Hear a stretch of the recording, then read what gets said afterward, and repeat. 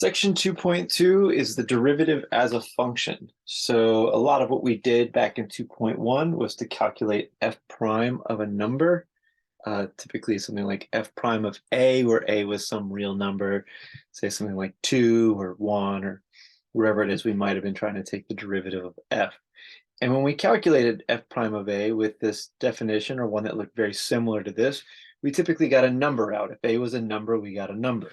But by the last example in 2.1, at least in the lecture slides and lecture video, we calculated f prime of a where a was just the letter a, right? It was representing any real number that we might wish to plug in, or that was or where this limit is actually defined.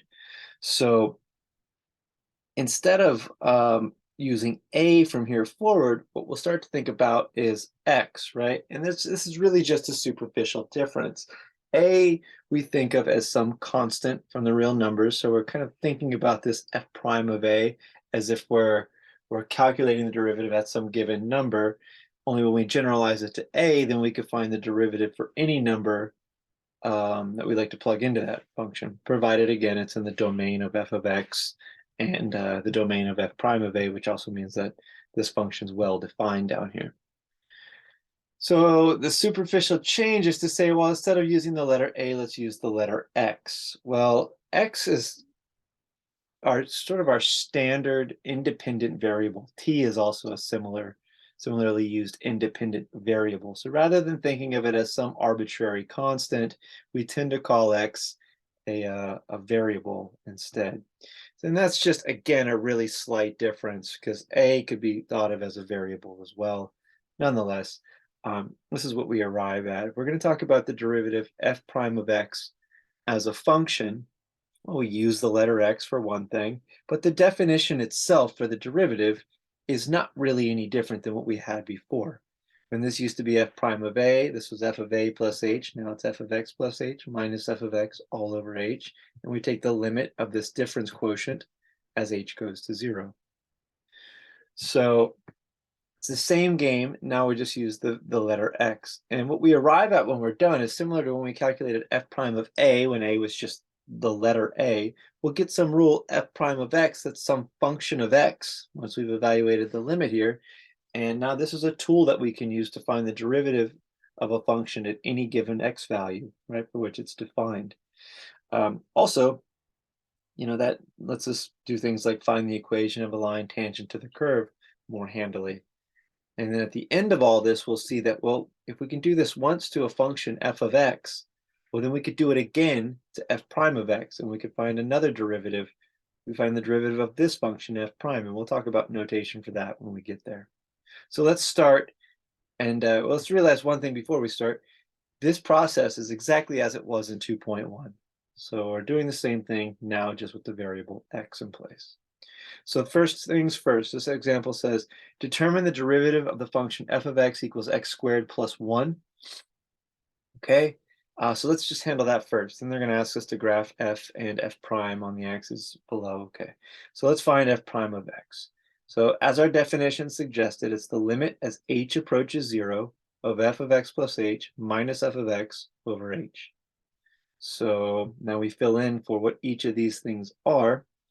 Remember, the second one's always a little easier. So this bracket on the other side, on the right-hand side of the minus sign here, is just my function. I just write it down as I have it, x squared plus 1. It's even easier now because I don't have to change it to an a squared plus 1. We're looking for f prime of x, not f prime of a now.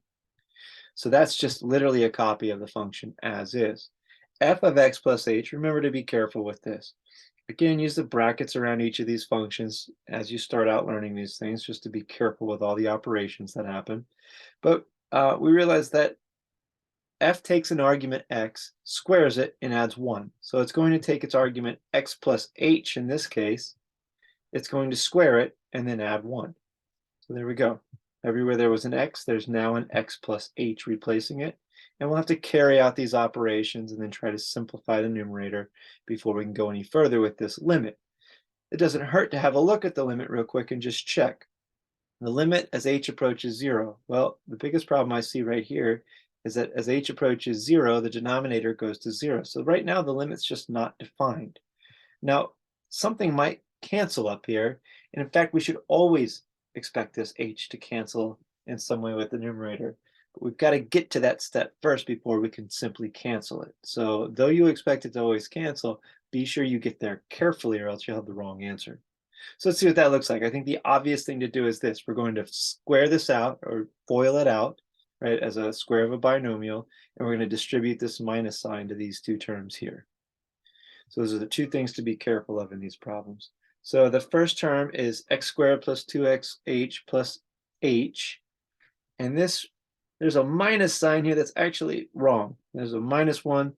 That's corresponding to this +1 that was right here. So that shouldn't be a minus. I'm glad I caught that as we looked at it. That should be a plus right here. So that fixes that error. And then the rest of this, we distribute this minus sign through x squared plus 1. We get minus x squared minus 1.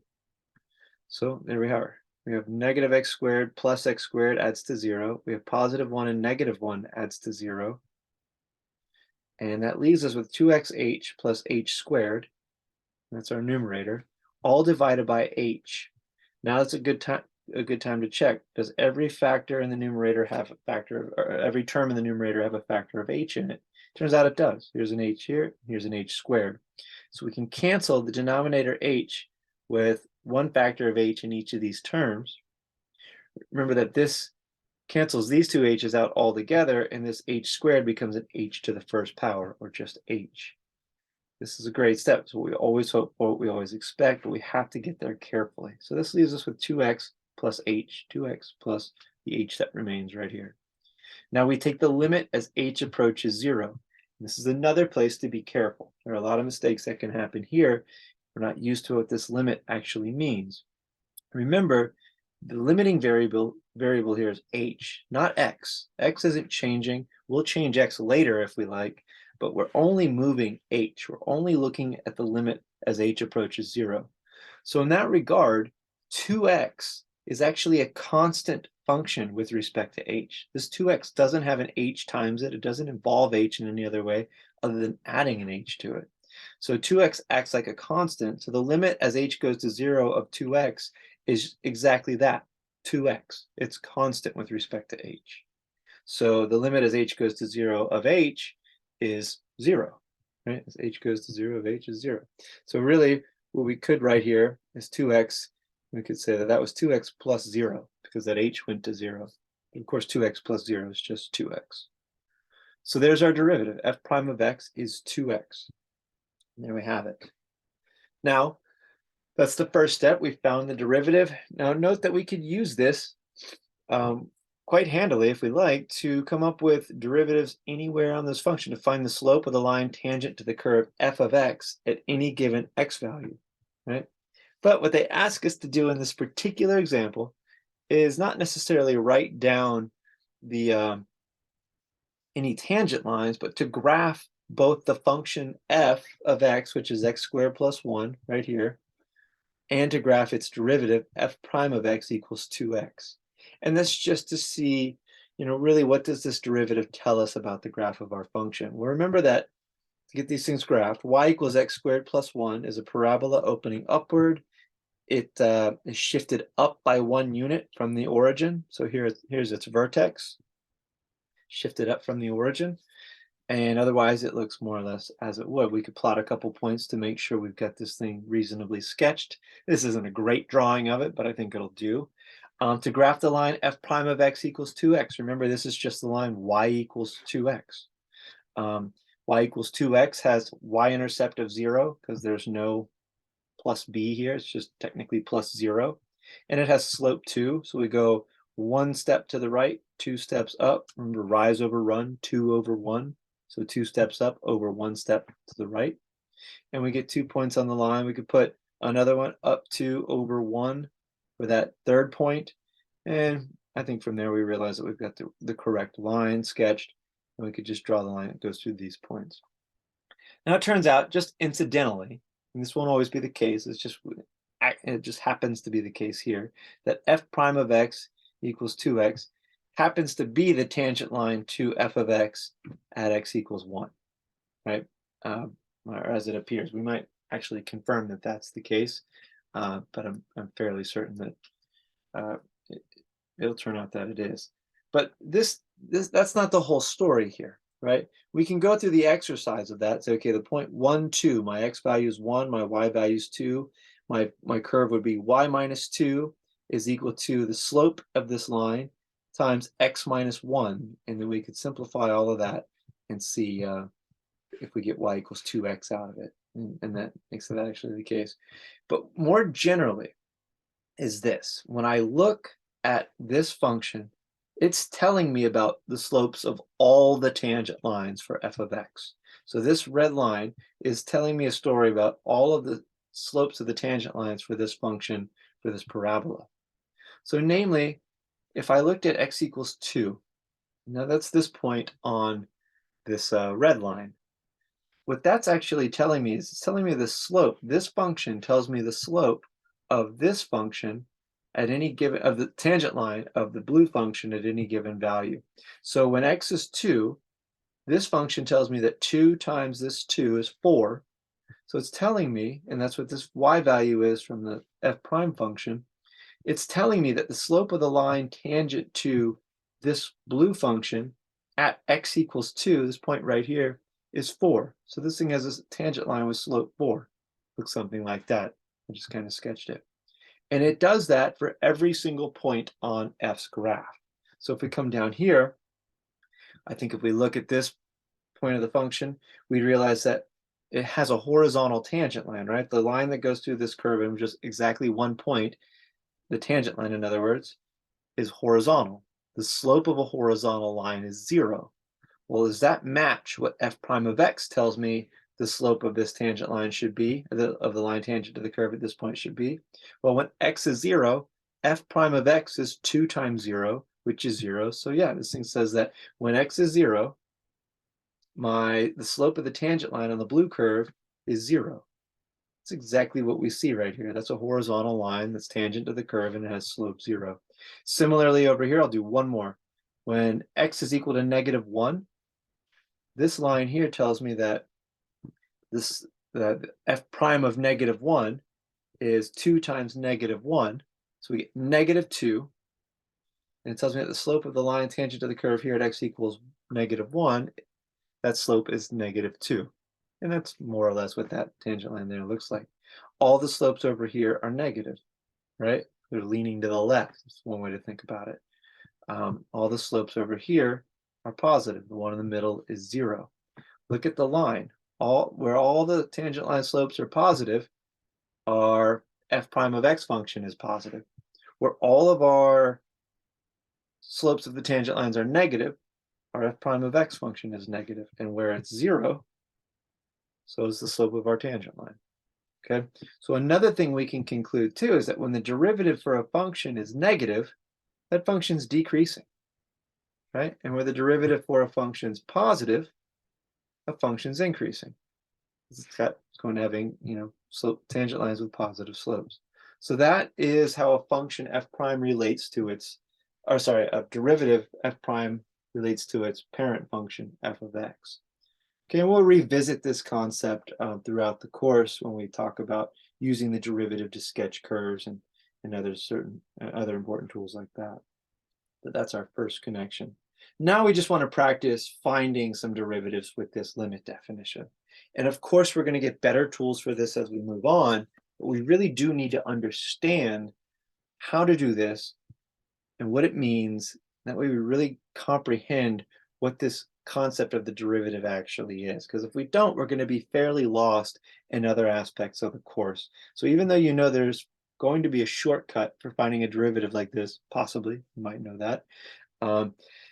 It's not that short, but it doesn't involve a limit in the future, so that's good news. But even though you know that might be coming, it's still important to understand how to do this. And the algebra involved is just as useful here as it will be for other problems that we'll have to solve in the course. So all in all, these are important exercises.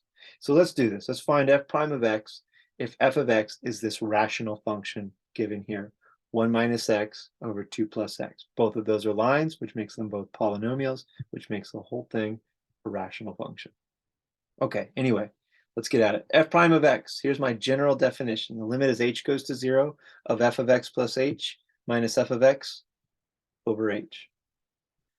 Okay, now I plug all these things in. I want to be really careful with this.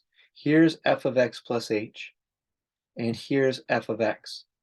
Well, the one I just highlighted, f of x is easy. We believe that. We just copy it down right here in place to the right of the minus sign. We'll just have to be careful when we distribute the minus sign. F of x plus h, notice this. Everywhere there was an h, or sorry, an x in my original function, I replace it with an x plus h. So I have 1 minus x plus h over 2 plus x plus h. Okay? So the parentheses here represent the x's originally, right? And I insert x plus h. And again, just be careful every step of the way. If you find you're making mistakes, add extra steps like this and be very thorough about this. So this 1 minus x plus h is 1 minus x minus h when I distribute. And what we realize is on the bottom is 2 plus x plus h. I can just drop the parentheses. We're just adding these things. So that's 2 plus x plus h. I have fractions in the numerator, and I'll ignore this overall bigger fraction with h on the bottom for now. The thing I know is I can't evaluate the limit because that goes to 0 and it looks like it's undefined. We should try to cancel that h before we make that conclusion. So what I need is I need a common denominator between this fraction and this fraction. This one's denominator is 2 plus x plus h. The other one's denominator is 2 plus x. So what I really need to do is just multiply the first one by 2 plus x over 2 plus x. And that's exactly what we see down here. And I need to multiply the second one by 2 plus x plus h over 2 plus x plus h. Exactly what we see right here. Now let's look at that step. Both of these things are a form of 1, right? So they're not changing anything, right? Their values are remaining the same overall because we're just multiplying this thing by 1 and this thing by 1. So our equal sign still holds right here, okay? And the reason we do it, well, is because we're gridlocked right here. There's nothing we can really do at this point, so we have to try something, right? And the main idea is to come up with a common denominator. That's usually the method when you have a rational expression or function when you're taking the derivative of a function f.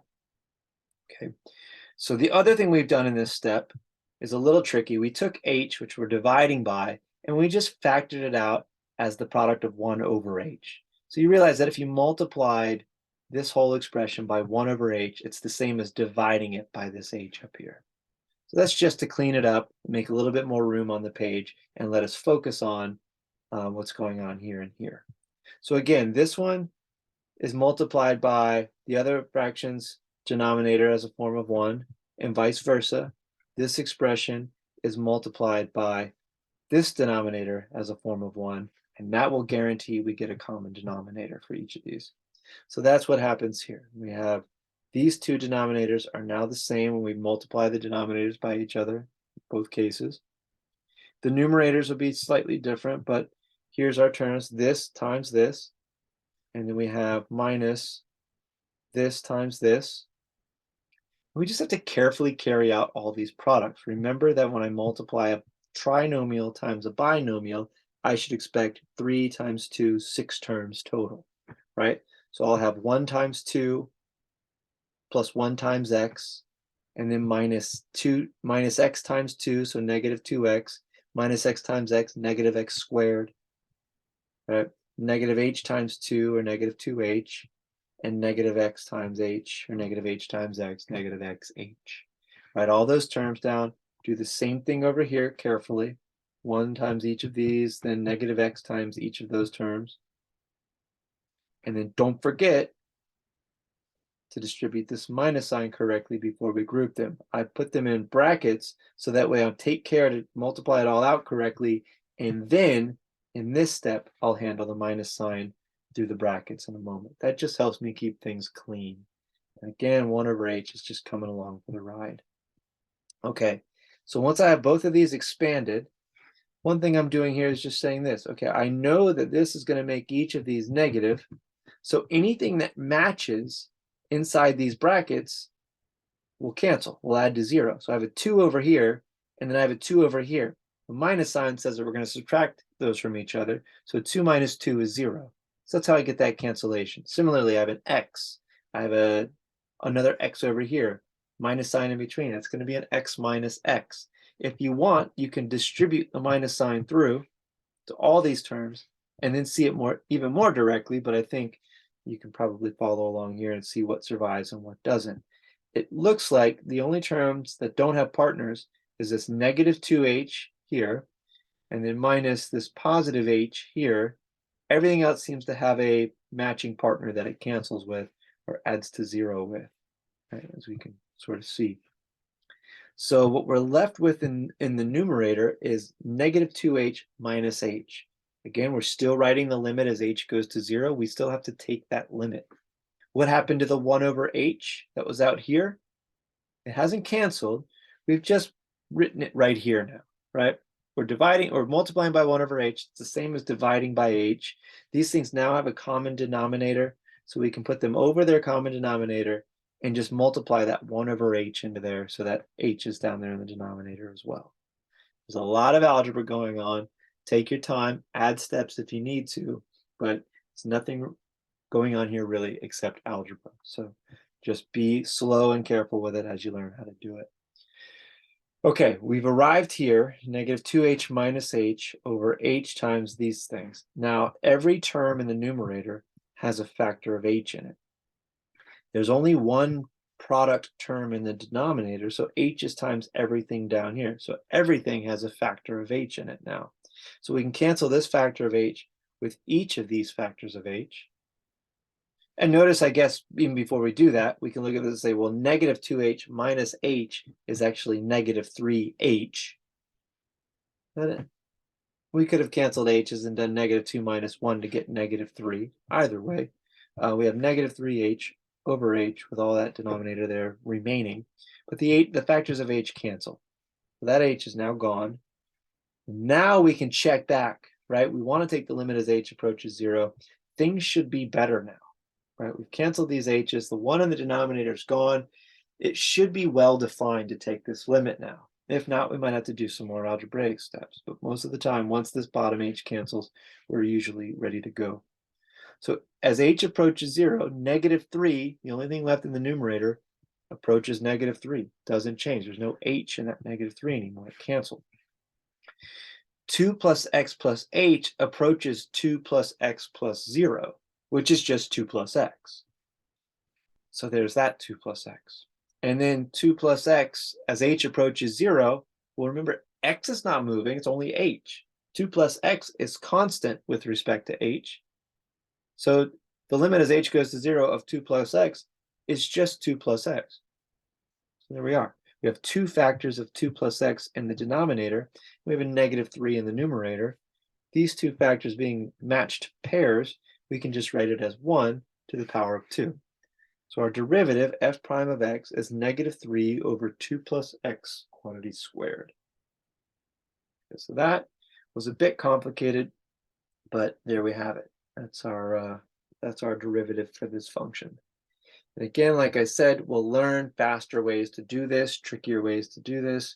But for now, we've really got to understand the algebra that goes on and the methods of evaluating these limits, and when and why and how to be careful and when we can plug in h equals 0, right? When we're ready to do that. So yeah, let's move on and see another one. So some terminology, right? So now that we've got the derivative f prime of x, which is some function of x and it's related to f of x because it's the derivative of f of x, we can talk about some other notation that might float around for that. So the derivative f prime of x was often called y prime, right? Just like we say y equals f of x, we might talk about f's derivative as y prime instead of f prime of x. That happens. Another one that's a little bit less obvious, and we're going to deal with these differentials in the future. Dy and dx are called differentials, but the derivative of y with respect to x, in other words, the derivative of the function with respect to x, dy dx, we often say. Now another one here is df dx, the derivative of f with respect to x is the way to read that. Okay, we can also think of this derivative of a function as an operation on the function. And that's the last three pieces of notation show. ddx, right? We'll say ddx of the function f of x, or more concisely, ddx of f of x, or the derivative with respect to x of f of x. Okay, we say with respect to x, and we'll learn why we do that later on, right? But for now, we'll just use that language and sort of get used to it. This is the derivative of f of x. This more explicitly tells us this is the derivative of f of x with respect to x. So again, that with respect to x thing might be a little weird, but we're going to see by the time we get to implicit differentiation a few sections later where that's actually kind of important to know. Okay, so for now, let's just deal with some more derivatives of functions. So a function f is differentiable at a if f prime of a exists. So that's just terminology. So we'll say that f is differentiable at a if f prime of a exists. In other words, if we were to find f prime of x and then plug in this number a to it, and that gives us a real number, well, then it exists, right? So then our function is differentiable there. Okay, so if a function is differentiable on an open interval, from say something like a to b, as we have here in this example, well, then it's differentiable at every number within that interval. So for any number we could pick out of the interval from a to b, we would know that function has a derivative. F prime of that number is equal to some real number, right? That means it exists. Okay, so let's see a function that is differentiable in a lot of places, but not necessarily everywhere, right? Because we would hope that all functions always have derivatives, and that's not the case. It turns out absolute value function of x is differentiable everywhere except for at one point. Okay, so let's recall the way we defined the absolute value in this course, right? If you give the absolute value a number x that's greater than or equal to 0, it just gives you x back. Say we give it positive 10, it just gives us positive 10 back. Now, if we give it a number that's less than 0, it's programmed to say, okay, put a minus sign in front of this number that's less than 0, and then that output will be positive. So if we gave it negative 10, it would say, okay, negative 10 is less than 0, put a minus sign in front of negative 10, right, as we have here, and then negative 10 is positive 10. So that's how it makes it positive. So that's the key thing to remember about the absolute value function.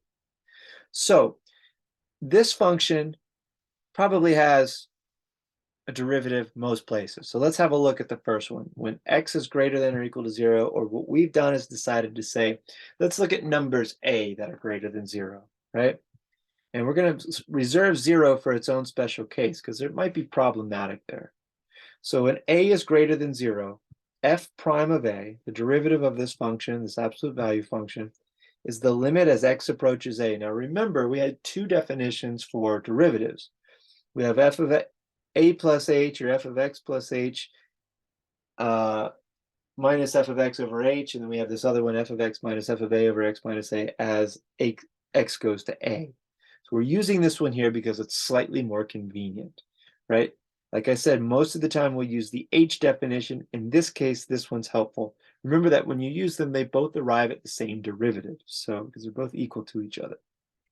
Nonetheless, let's have a look. F of x minus f of a over x minus a. Now, when a is greater than 0, what do I know about f of a? Well, remember, it's the absolute value of a, right? And I know that x eventually, if it's approaching a and a is positive, strictly greater than 0, like we've said over here in this case, right? Then I know that x will eventually be positive, right? So then I know that my absolute value of x will eventually be just x once it's close enough to a. That's a fine enough way to reason about it. And I also know that since a is greater than 0, I know that the absolute value of a is just a. Right? The minus sign that's here is only from my definition. And it's just kind of wrote along the whole way. So that's how we evaluate the top. And I have x minus a now divided by x minus a. Remember, this takes precedent. You don't have to take the limit yet. cancel anything algebraically in this limit's argument before you take the limit. And when you do that, you realize these two terms are equal and they're in ratio to each other, so they're equal to 1. The limit as x approaches a of 1 is just 1. So there we are. Okay. Similarly, let's do the other side. Let's assume that a is strictly less than 0. And then we write down our derivatives definition, the limit as x approaches a of f of x minus f of a over x minus a. And then, well, f is the absolute value. So absolute value of x minus absolute value of a. And now let's remember some facts. A now is less than 0. So a is a negative number. So the absolute value is programmed to put a minus sign in front of a when it evaluates the absolute value of a. The other minus sign here is simply the one from the formula, right? Now the absolute value of x in this case, eventually in this limit, x is going to get sufficiently close to a that it also becomes a negative number. So this is how we evaluate that part. If a is a negative number and x is approaching it, x eventually has to become a negative number. So then we just know that since x is negative, its absolute value is going to be negative x. And that's how it becomes a positive value overall. But now we have negative x minus negative a. So it's actually negative x plus a.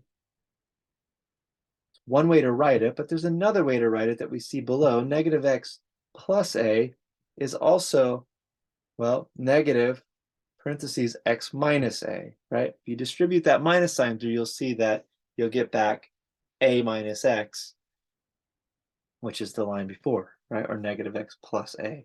But the reason we did it this way is because we realized that, oh, we have a factor of x minus a in the numerator as well as the denominator when we write it like this. So we know that these two things cancel to 1, and that minus sign out front here makes that 1 a negative 1.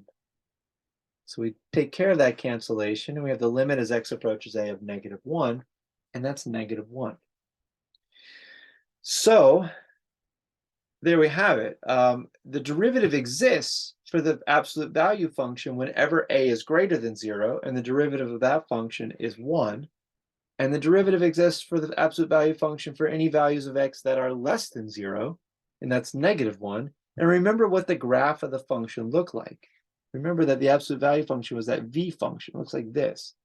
So of course, all the derivatives on the right-hand side are positive 1 slope, and all the derivatives on the left are negative 1 slope, so all the tangent lines. Now, what happens here? The vertex of that thing. That's the question. Is it negative 1 or 1? Well, this is where a one-sided limit comes in handy. And we take the derivative, or we find the derivative as x approaches 0 from the left. And we try to find the derivative as x approaches 0 from the right, because the question is whether or not the f prime of 0 exists. And we have to do both the left-hand limit, which we do that using the same logic as before. And I'll let the viewer or reader spend some time on this to be sure that this absolute value of x should in fact be a negative x over this other value of x, right? We're taking the derivative as x approaches 0 from the left. Remember, those x values are less than 0 then. Anyway, that comes out to negative 1. But if we approach from the right, all of our x values are positive on the right side of 0. So the absolute value of x is just x. And we have x over x on the bottom in the denominator. And that's just 1, and the limit as x approaches 0 of 1 is just 1. And then when we look, we realize that the one-sided limit as x approaches 0, those two limits are not equal to each other. And this is our difference quotient, right? This is our derivative. If both of these limits have to be equal to each other for the limit as x approaches 0, the two-sided limit to exist of this expression. And that thing, that two-sided limit, is the derivative, but that limit doesn't exist. Therefore, this function doesn't have a derivative at x equals 0. So the absolute value function of x is differentiable everywhere, and it has these two derivatives for positive or negative values respectively, except at x equals 0. And what happened at x equals 0? We have this point, this vertex at the bottom. That's a troublesome scenario, right? We don't know what its derivative should be. Should it be -1? Should it be 1? Well, it turns out it just doesn't exist. And there's a little bit of bad news in calculus. Now we know that some functions just don't have derivatives in some places, just like some functions don't have limits in some places. So it's just something to be aware of as we work through this. Now, most of the time, those functions are kind of special. It's just it'll typically be a point in their domain that's not defined where they won't have a derivative. But some can. It's just good to know that some functions can be defined somewhere, yet still not have a derivative there. Just like absolute value is defined at 0, but it doesn't have a derivative there. Okay, one very nice theorem about or concerning differentiability is if a function is differentiable at a number, then it's also continuous at that number. And that's great. That means that differentiability is a stronger condition than continuity.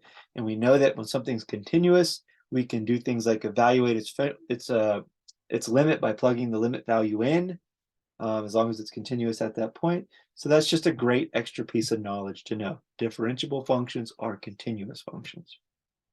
So 3 ways a function can fail to be differentiable. By the way, this is just mentioned here. This is what we just saw. There's a corner or a kink or a vertex, a point on the graph, right? A corner or vertex shows up. That was the absolute values differentiability. If there's a discontinuity, right? So if a function is discontinuous, then there's no way it could have ever been differentiable, right? Because if it's differentiable, then it must be continuous thanks to this formula. So notice that the converse isn't necessarily true, right? That's what this is telling us here, this little note. The converse isn't necessarily true. Remember that the absolute value function looks like this. It's continuous. Nowhere did I have to pick up a pen or pencil to draw that, right? But it's not differentiable here at 0, even though it is continuous at 0. So the opposite, the converse of this theorem is not true, okay? But if something is differentiable, it is continuous. Okay, so there we go. The last one is the function might have a vertical tangent line. So of course it wouldn't have a derivative there because it's just not defined there to begin with. So that's another way to think about that. Okay, the last thing we cover in this section is higher derivatives, right? So like I said at the very beginning, if we can find f prime of x, why can't we do that to f prime? Can we find the prime of f prime of x? Well, yeah, we can. We actually give it a name. We call it f double prime of x. Okay, so now what this is telling me is it says take f prime of x and apply the formula limit as h approaches 0 to it and write it into the function, right? Into this limit quotient formula. So, and we could do that for a third derivative and a fourth derivative and so on. And here are some of the notations that go along with that. They match the first order notations or the first derivative notations. All the 2's that show up are just simply saying, or the pairs of prime symbols, it's just saying that's the second derivative, right? So f double prime, y double prime, or the second derivative of y with respect to x, things like that, or f with respect to x. So how does this problem work out? They say calculate f double prime of x for f of x, where f of x is equal to x squared plus 1. Well, f prime of x we did in the previous example, and we know that it is 2x is what we got. So that's great. We'll use that information. So if I want to find f double prime of x, I'm actually missing a little information that might be helpful here. So let me expand this and give us one extra line that should help clarify what's going on here. So let me see. So of course this is all correct, but I can give you one more piece of information. Well, the derivative of f prime of x, which is f double prime of x, is the limit as h approaches 0 of f prime of x plus h minus f prime of x, all divided by h. So you do the same thing to f prime that you did to f, right? Same thing happens to this function that you did previously to f, right? Now we didn't need to find f prime here again because we already did that in a previous example. If we didn't already know f prime of x, then we'd have to do what we did in that previous example in this space here. We'd find f prime of x, and then we take f prime of x to find f double prime, and we plug it in, to this formula here. And we do the same thing we normally do to find the derivative. We just treat f prime as though it was any old regular function, which it is, and go from there. So what does that look like?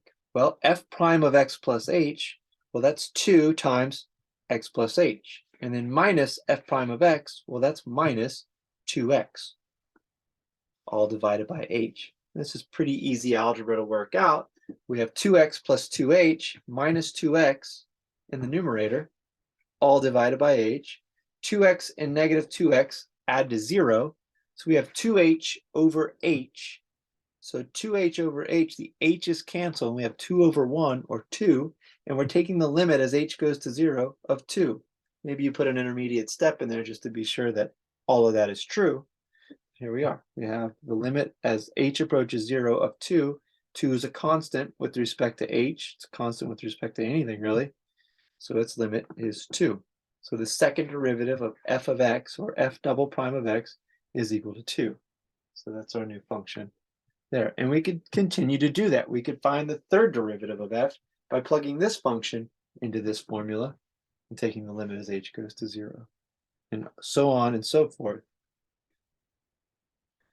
So lastly, we're asked to find the fourth derivative for this thing. So we'll go ahead and do that, right? So it's the same function, and now we could have an nth derivative, right? We could do this as many times as they suggest. What we do is we quit writing all these prime symbols everywhere, and we put parentheses, a number. So we'll say parentheses 4, like this one. So this one means the fourth derivative of f of x, okay? Well, we already know the second derivative of f of x. This is that same function. We're just abusing this thing now, right? We're down to f double prime of x is equal to 2. Okay, so I want to find f triple prime of x. What's the limit as h approaches 0 of f double prime, right? Function that came before it, of f of x plus h minus f double prime of x all over h. Be careful. This is a place that's kind of confusing for students. This function is a constant function. If I input x plus h to it, it doesn't care that I gave it x plus h or x. It just gives me 2 in return. So f double prime of x plus h is simply 2.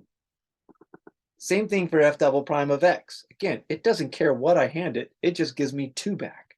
It's not based on x in any way at this point. It's just not defined like that. So 2 minus 2 in the numerator here is 0. 0 over h, remember this takes precedence. Evaluate, simplify this first, then take the limit. Well, 0 over h is 0. The limit as h approaches 0 of 0, well, 0 is constant, so h can go to 0 all at once, and that output's just going to be 0. So there we are. The third derivative of f of x is 0. Now they want us to find the fourth derivative of f of x. Well, what's going to happen there? So the fourth derivative of f of x is, right, it's the limit as h approaches 0, same thing. Now I put the third derivative of f into this and I run through this process. And at this point, it's probably getting a little tedious, right? F triple prime of x plus h. Remember that I found that third derivative to be 0. So it doesn't matter what I give f triple prime, it's always going to give me 0 in return. So this becomes a 0, f triple prime of x plus h, minus f triple prime of x, and again, f triple prime of x, it just returns 0 every time. So it returns another 0 here. So I have 0 minus 0 over h, and that's just 0 overall. And the limit as h approaches 0 of the constant 0 is just 0. So there we go. And now we found the fourth derivative of f. Turns out it was 0. Okay, so some conceptual things to keep in mind here. Let me first just make one quick update to this and just say f triple prime of x, it turns out, is equal to 0. Okay, that's we didn't summarize that information, but it was obvious in the line here leading up to it that that's the case. Right? I'll put a little separator punctuation here to those separate from each other, but yeah, we're able to conclude that the third derivative of f is 0. Well, think about what the third derivative says about the second derivative, right? It says that anywhere I look on my second derivative, all the lines that are tangent to my second derivative have slope 0. Is that true if f double prime of x is equal to 2, right? If our second derivative is 2. Well, yeah, remember that f double prime of x equals 2, that's y equals 2. That's a horizontal line going through the y value of 2. Every line that's tangent to this curve has a horizontal slope, has slope 0, just like this line has slope 0. And then lastly, what does the fourth derivative say about the third derivative? Well, the third derivative, f triple prime of x is 0, that's y equals 0. That's a horizontal line through the y value 0, right? It's on the x-axis. It is the x-axis. What are the slopes of the lines tangent to the line y equals 0? Y equals 0 is a constant function. It's a horizontal line. So all the slopes on its tangent line are 0. And that's exactly what the fourth derivative tells me, that all the slopes of the lines tangent to the line y equals 0 are 0. What would the fifth derivative be? Well, you guessed it. It would look just like this calculation. It would also be 0. So after the fourth derivative, we really don't get anything new. We don't get any, actually, after the third derivative, we don't get any new information, right? We're already at 0, and we're just, every derivative we take after this is going to be zeros. Some functions have infinitely many derivatives that aren't 0, and some don't. Some eventually grind down to 0. We'll see those different functions as we progress. But for now, you really want to practice this limit definition, how to handle multiple derivatives like this. In other words, how to repeat the process for a beginning function f all the way down to as many functions as they are derivatives as they might ask, and really become rather handy with this evaluation for this limit, for the definition of derivatives. And 2.3, what we'll start to see are some of the shortcuts and tricks to calculating these derivatives. And though they're powerful tools, they don't lead to the same understanding that this section does. So be sure you understand this section, and then we'll get to the nice handy tricks of 2.3 in the sections to come.